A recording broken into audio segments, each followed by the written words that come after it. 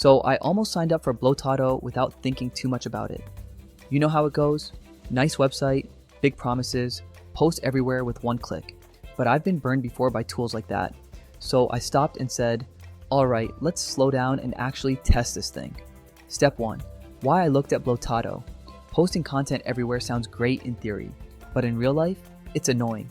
Different formats, different captions, different rules. Blotato claims it can handle all of that for you. That's a bold claim, and bold claims usually need proof. Step 2.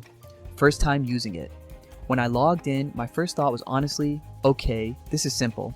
No clutter, no learning curve. I didn't feel lost, which is rare for AI tools. That was a good start, but a good start doesn't mean a good finish. Step 3, actually posting content. I uploaded content, set captions, picked platforms, and let it run. And yeah, it worked. The posts went out where they were supposed to go, but here's the catch.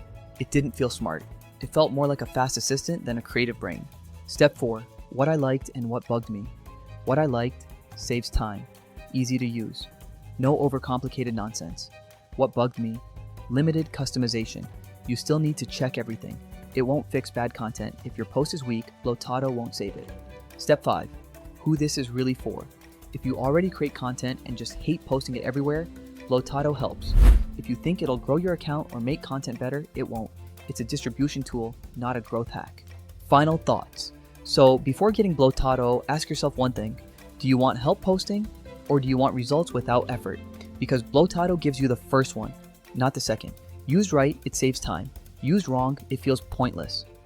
And that's the honest truth. Thanks for watching, and I will see you in next one.